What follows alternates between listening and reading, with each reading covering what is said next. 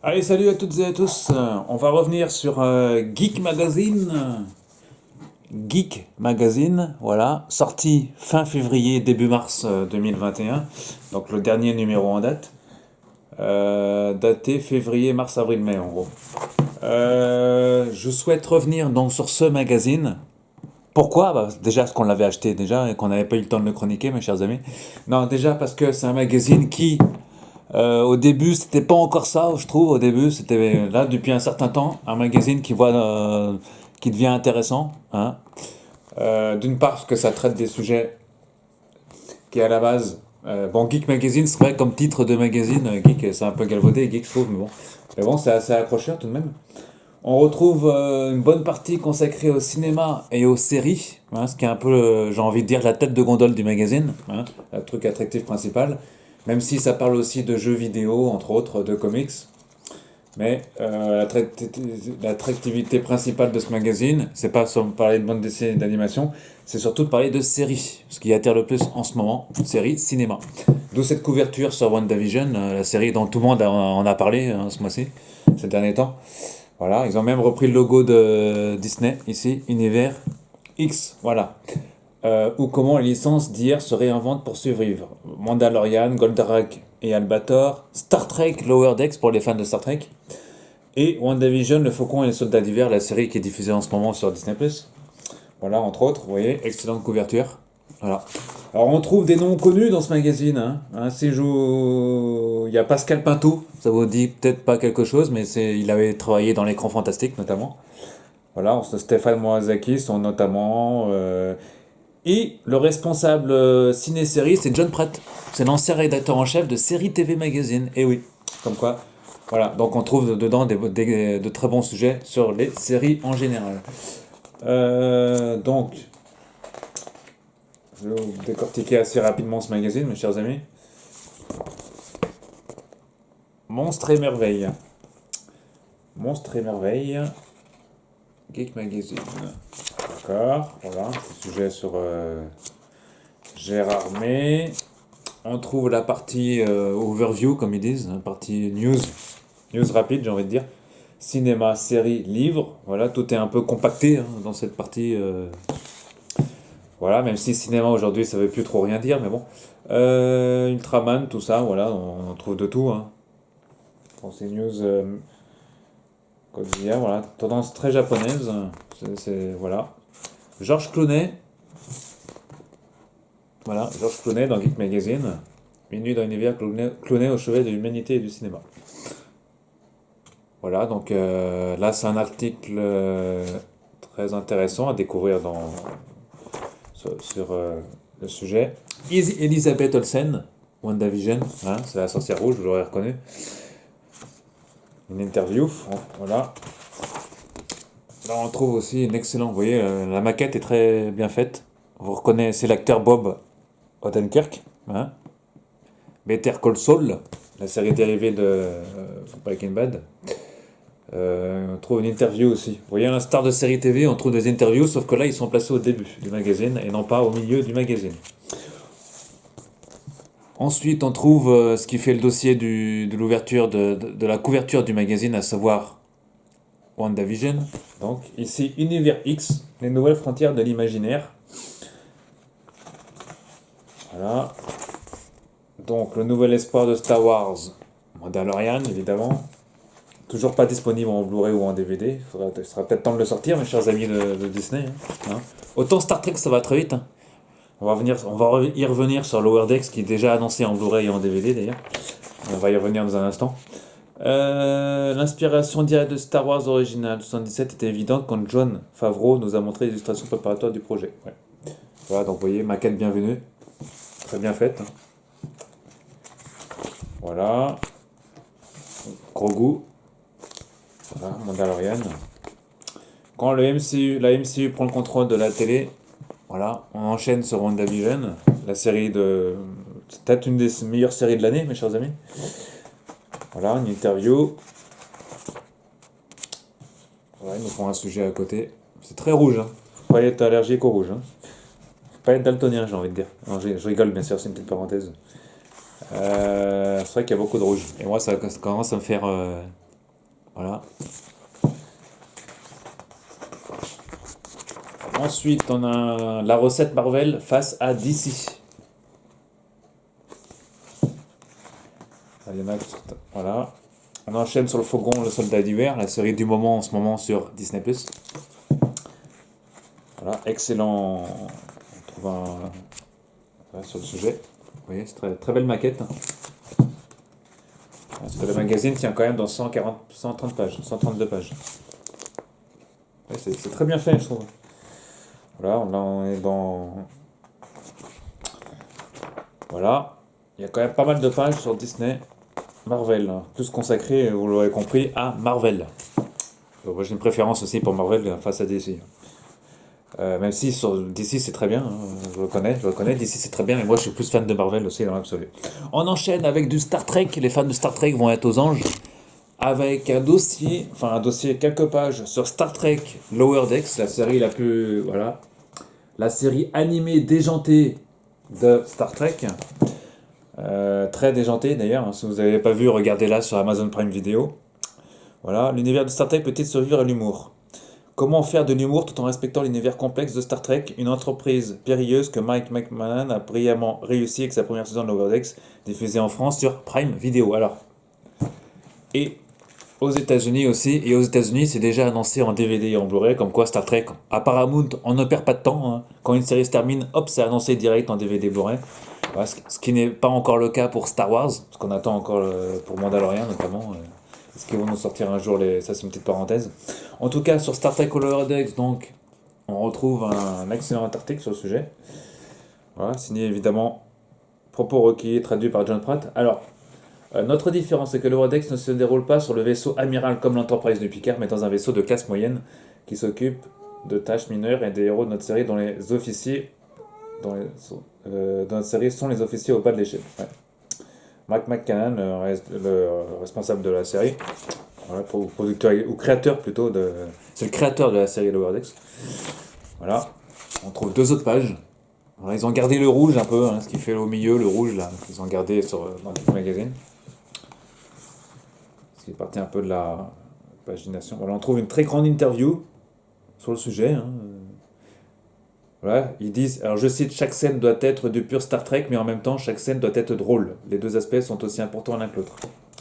Il n'y a pas plus grande honneur que de voir les fans parler de notre série sur Internet. Sans ça, on aurait raté notre coup, car en débattre, c'est la moitié du plaisir. Évidemment, c'est toujours les fans qui ont toujours raison, évidemment. Voilà, donc Star Trek Lower Decks. Je ne veux pas vous dire tout ce qui... Hein, vous lirez ça dans Geek Magazine, mes chers amis. Voilà, donc pour les fans de Star Trek, on a un sujet sur Star Trek Lower Decks. Ensuite, on a une des meilleures séries que je trouve intéressante, Snowpiercer, voilà, sur Netflix. Voilà, une série que j'ai bien adorée, moi aussi. Voilà, saison 3, qu'on commence bientôt le tournage. Donc, pour ceux qui ne connaissent pas Snowpiercer, regardez-la, c'est pas mal.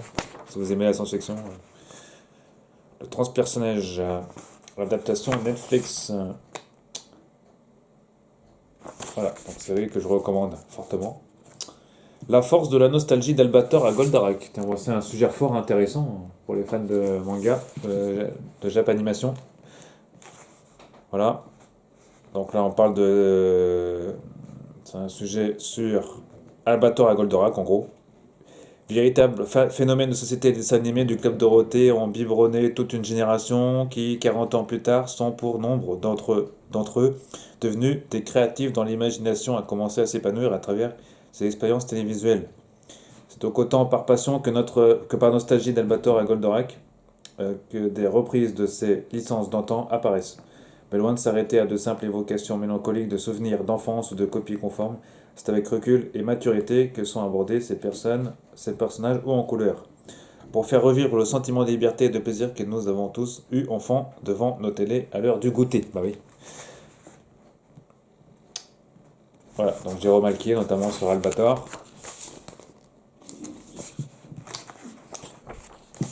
Voilà.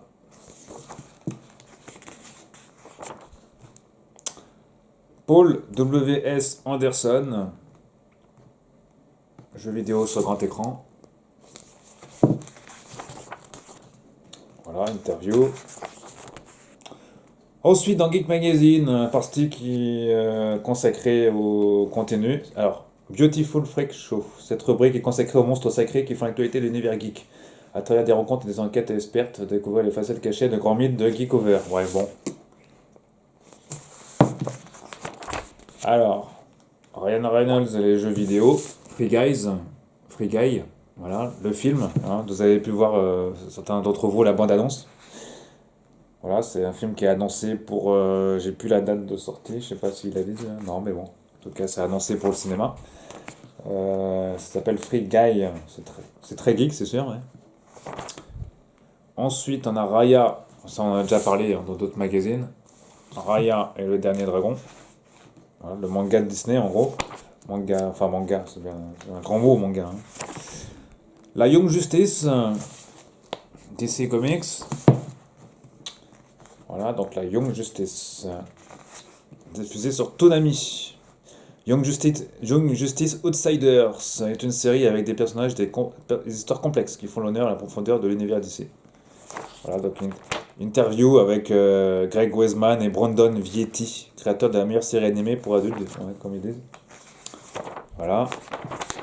Ensuite, on enchaîne sur évidemment le méga producteur de toutes les séries d'ici du moment, à savoir Jeff Jones. Voilà. Donc ça précède, donc ça suit le dossier sur DC. 20 ans après avoir créé le personnage en comics, Jeff Jones adapte lui-même Stargirl à la télévision, une série de super-héros très nostalgique et explore le passé de la GSA et de l'univers de DC Comics. Bon, ça fait un moment qu'elle a commencé aux États-Unis, hein, donc voilà. Qu'elle a été diffusée entièrement déjà sur Warner TV en France. Donc vous pouvez voir les bandes annonces derrière. Hein. Derrière, sur l'écran, derrière, c'est du Canal. C'est les bandes annonces Canal, du groupe Canal, et éventuellement du Netflix aussi, on trouve. Et bientôt, Amazon sera disponible sur Canal également. Amazon Prime Video, mais c'est pas pour tout de suite encore. Ils ont pris un peu de retard. Alors, donc, Jeff Jones, le méga producteur des séries DC. Voilà, on nous parle de Stargirl, parce que c'était un peu l'actualité du moment. La série passait en France sur Warner TV. Le phénomène Demon Slayer, pour la partie animation. Voilà, animation japonaise, bien évidemment. Voilà. Voilà, on a 4 pages sur le sujet. La naissance des robots mères. Geek Magazine. Le Mother Code. Voilà, un sujet intéressant. Notamment gangrené dans Raising by Wolf, notamment. Hitman 3, ça c'est pour la partie jeux vidéo. Hitman 3. Werewolf the Apocalypse. Hellbound. Pour la partie jeux vidéo. L'Empire des Cerisiers. L'Asie, fantôme imaginaire. D'accord, c'est très joli en fait ça. Geekologie, la geekitude est un phénomène en perpétuelle mutation. Pour comprendre ses spécificités, le replacer dans son écologie et porter un regard neuf sur ses évolutions du moment. Nous avons interrogé son passé. Bon alors, geekologie. Sony vers un monopole sur l'animation japonaise. Sony Animation, hein, évidemment, vous avez compris. Incarna. Les salles de réalité virtuelle, d'accord. Oculus Quest 2. Donc ça c'est pour la partie jeux vidéo, vous l'aurez compris. On parle de jeux vidéo aussi, voilà. Godzilla contre Kong, 19 mai. Voilà, là on fait l'actualité à peu près dans des petites pastilles. Hein. Comme c'est la tradition dans ce magazine. Voilà, pareil pour les séries. Petites pastilles. Voilà, qu'est-ce qu'il y a? Voilà. Là, on nous parle de Loki, notamment la prochaine grosse série à arriver sur Disney+. Voilà, The Nevers, Dead Pixel. Ah bah tiens, Dead Pixel, qu'est-ce qu'ils disent? Dans cette comédie anglaise formidable entre lettres d'amour et critiques et celles du monde des gamers, on suit la vie d'une bande de jeunes adultes qui vouent leur culte à Kingdom Scrolls, un RPG similaire à World of Warcraft. Bon, c'est très très très court, trop court, voilà. C'est résumé un peu trop court, je trouve. Ça ne présente pas assez la série. D'ailleurs, Dead Pixel que je vous conseille de regarder sur. Ça passe sur Canal Série, pour les abonnés. Tout comme OVNI. Voilà, vous voyez, il y a une toute petite pastille, mais c'est tellement petit que Voilà, mais bon. Excellente surprise que cette comédie sur un ingénieur spatial du CNES, muté à la tête d'un bureau d'enquête spécialisé sur les ovnis dans la France en 1978. Sa mission, trouver des explications scientifiques aux apparitions de ce couple volant formidable. Il faudrait au moins 4 pages pour en parler, je crois, mais comme ils l'ont fait comme ils vont sûrement le faire prochainement aussi dans d'autres magazines. Voilà, les petites pastilles, bon, ça va être très courte, hein. Trop, voire trop courte, mais bon, faut pas le présenter quand même. The Stand aussi, hein, excellente série que je conseille fortement sur Starsplay est disponible également sur Canal. Voilà, OVNI c'est sur Canal Plus également. Amazon Prime, Invincible et Resident Alien, dont la saison 2 est en bande-annonce. Et ça, c'est sur Sci-Fi en France. Voilà. Sci-Fi qui est toujours disponible que sur SFR d'ailleurs, pour toute parenthèse. La partie BD, c'est dans le même esprit. Voilà, niveau maquette. Donc voilà les nouveautés du mois. Lecture toujours pour la partie BD manga. Voilà. Et quelques sélections du mois également. Enfin, du mois. C'est un magazine quasiment trimestriel. C'est trimestriel, hein, si je dis pas de bêtises. Février, il est daté de. Ouais, février-mai. Ouais, c'est quasiment. Février-mai. C'est tout ce que trimestriel, ça. Février-mai, hein, quand même. Sorti début. S'il est sorti fin février, on va dire c'est un trimestriel. Parce que c'est mars, avril, mai, en fait, dans l'absolu. Parce qu'il est sorti fin février. Fin février. Il est sorti exactement le 27 février. Donc février, ça fait mars, avril, mai. Ouais, c'est plus mars, avril, mai que février, mars, avril, mai. Comics, review du comics au rayon franco-belge. Voilà, review jeux vidéo. Mortal Kombat notamment. Voilà, les jeux pour les fans de jeux. Voilà. Review, ça ce sont les jeux de rôle. Voilà, jeux de rôle. Ensuite, un petit article sur 404 comics à la fin, entre autres. Voilà. Regardez-moi ça. Ouais. Hommage à la série Meta et Fandom Friendly. Un hommage à une série culte, Supernatural. Voilà. Le fois, je râlais dans une précédente vidéo, parce qu'il fallait faire plusieurs pages. Notamment, c'était dans Série TV Magazine, je crois, hein. Ils avaient fait une couverture sur Supernat, ils avaient fait que 2 ou 3 ou 4 pages, je sais plus. Et là, on trouve un hommage dans Geek Magazine à la fin, sur 15 saisons, 327, j'ai pas lu l'article, hein, donc je prends connaissance en même temps que vous. Voilà. Il nous explique quand est apparue la série, les références, hein, Scooby-Doo, X-Files et compagnie, hein. Hein, beaucoup de références dans la série.